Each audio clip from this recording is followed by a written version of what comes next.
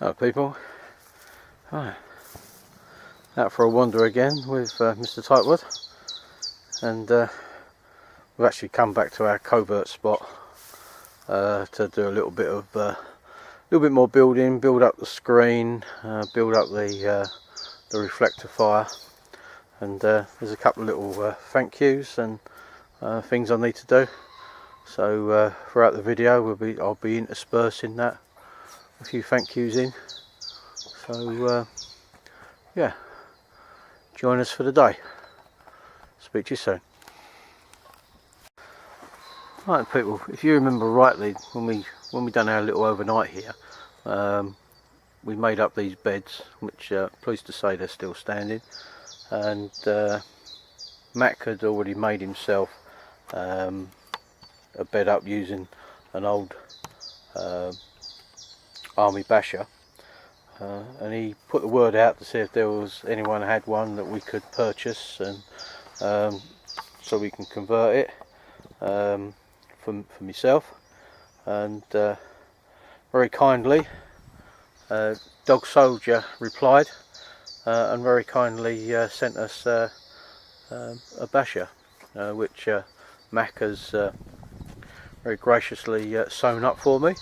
So, and good old Mack over there. So we're now going to give it the first try. Now, those of you who watched the last film will remember the joys of me getting into the bed before. So you're going to have this first on camera again. So we're going to very carefully get in. Let's see how we go.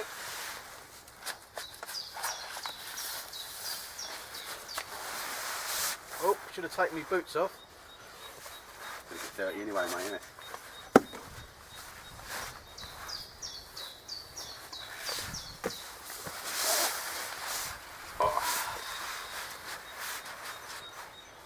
Do you know what? That's surprisingly comfortable. It is, mate, yeah. And it looks like you've got a bit of sag there. But well, I think that's my my slight frame that's causing that sag. I seem to have that's a similar problem I have now. As we just talked about though, mate, if you either widen your poles out, then that will just pull that a little bit more taut should you like it, mate. I had a sound night's sleep in mine, mate. Yeah, no, this actually seems surprisingly comfortable. So it's a bit like hanging in a hammock. It is, mate, yeah. And I didn't. What's that? Oh, I've got a little bit down there, but there's two double layers on that, right? Yeah. And I guess I'm now stitching there. But yeah, surprised with that, but never mind. Oh, but that's quite good. Well, there you go, people.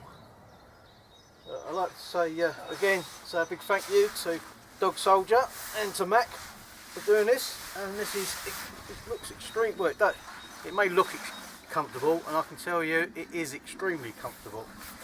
So I shall be looking forward to spending a night in this. Right, I've got to get out now. That could be the problem. I just flicked my legs out, mate. I think May and Bay want it a bit, because that was, you know, as I say, it was slipping on there, mate. Right, done a little bit more work on the on our fire, our reflector. We've made the back a little bit higher, and we've now put sides on it, and we've put a couple of crooked poles either side, and I mean for the time being we've just put this pole across.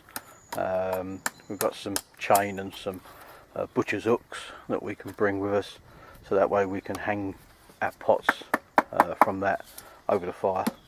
So and say that top pole can always come off, so that if we did have a roaring fire there, then it's not going to get burnt.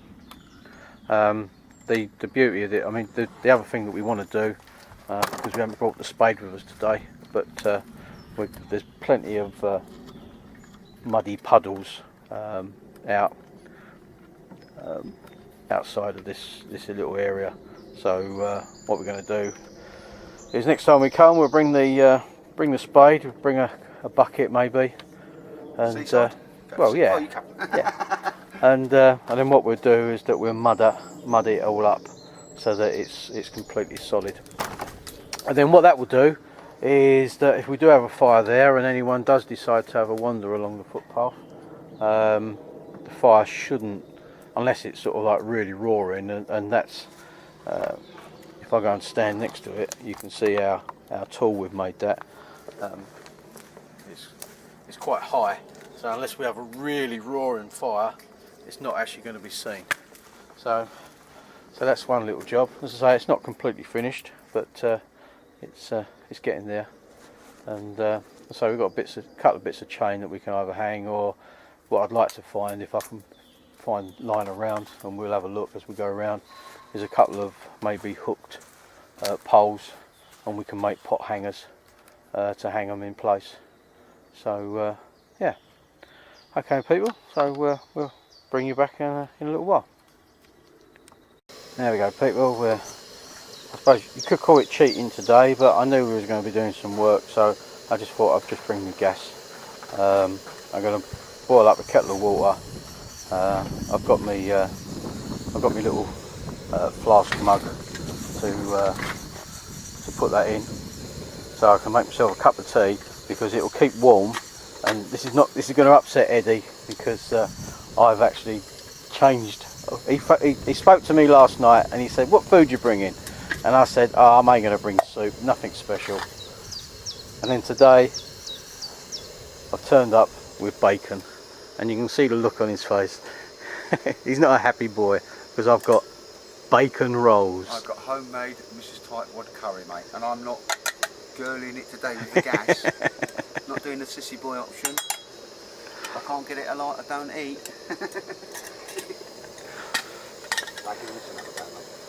So I'll bring you back in a little while and just show you my sizzling, Eddie, my sizzling bacon.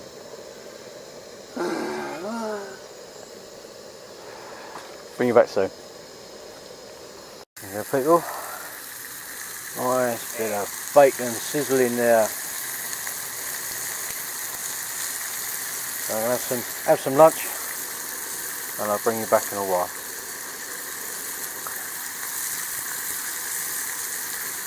And just let you enjoy the sound.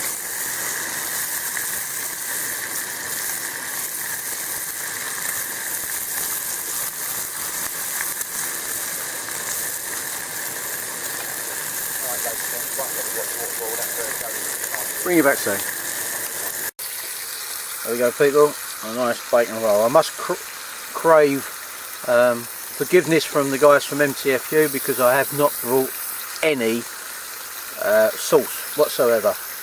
So it is just a bacon in a roll, but it is bacon. So there we go, and I've got my last bit sizzling away now. So I'll bring you back in a little while.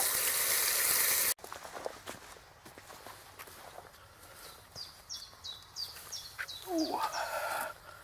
Right then people, I just like to do a quick thank you. Went around to pick Mack up this morning, and he was telling me about some finds that he had at the boot sale he went to yesterday, and he said how he picked himself up one of these Fiskars X5, and he said he haggled a little bit with the guy, and he ended up buying two, and then said, "Here you go, this one's for you." So I was gobsmacked actually, because I've been looking for a small axe for quite some time. And as I say, this is by no way a review, because I've literally only just had it, and I've used it a couple of times today, because we're at a little covert spot. But just to show you how it is, I mean, it's about £1 in weight, so it's quite a nice. I think the handle probably needs something, and as we spoke earlier, Mack and myself, and Mack came up with a suggestion about putting a bit of inner tube, like a large Ranger band around the handle, and then that will give you a fairly decent grip, because at the moment it's a little bit, it's a plasticky grip, so you know, if you hit it, if you swing it, it could slip. I think it could slip out of your hand, and the edges are a little bit rough as well, so a little bit of work needed doing on a couple of little things. But I think the idea of a Ranger band around it is extremely good. But it comes reasonably sharp. I'll show you if we chop this. See, I know it's not a fantastically large piece of wood, but it's not a fantastically large axe, you know, and it's ideal for it as a camping axe. And as you can see, it went through there fairly easy. And you know, if you want to put a spike on the end of a pole, you know, it does that reasonably well. So all in all, you know, I think I shall give this a lot of use, and I think I'd like to say a big thanks to Mack. He's only standing behind me, but thank you very much, mate. Deal, mate. It's just a little axe. But no, but I think it is a good little axe actually, because, you know, as I say, it goes through quite well. The beauty of that, mate, is because it don't weigh much. You're always going to have it with you, if that makes sense. No, exactly. And it can fit in your bag, you know, in your Bergen with no real problems. And I say it has got quite a good edge on it. You can see from this.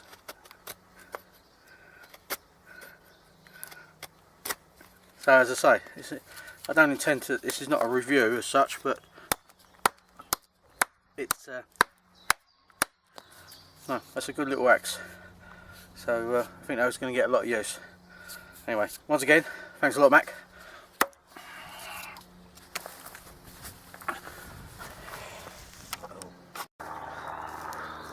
Well, there we go, people. End of another day. I think the more we come over to this little site, the more I'm enjoying it. We ain't done as much as I think we thought we might have done today, but you know, at the end of the day, we've got our reflector nice sorted out. You know, as I say, it's going to be a nice little area that we can use more and more often. I mean, we've come back here, what was it, just over a week ago, and it still hasn't been touched. So yeah, I think we're doing quite well. Probably our next visit, we'll bring a spade and a bucket, like I said, and we'll get some mud and finish off that reflector, and maybe start looking at doing some proper natural shelters over those beds. So once again, a couple of thank yous. Mack, as always, for setting up the bed base for me, and the little Fisker's axe, which I think is going to prove very useful, and also to Dog Soldier for actually supplying the basher. So cheers, mate, thanks for that. Yeah, I think again it will come in very useful if we do a couple of mods that Mack and myself have been speaking about, and I think it will be a very useful bit of kit. So we've just had a bit of a tidy up, just packing away everything. Eric gets in there, and done a bit of work on the old fire. We'll be away. So just came to it. We had something to eat, had a cup of tea in the bun, and just sat. It's been a nice day again. Yeah. And we will. I will catch you soon. Bye for now.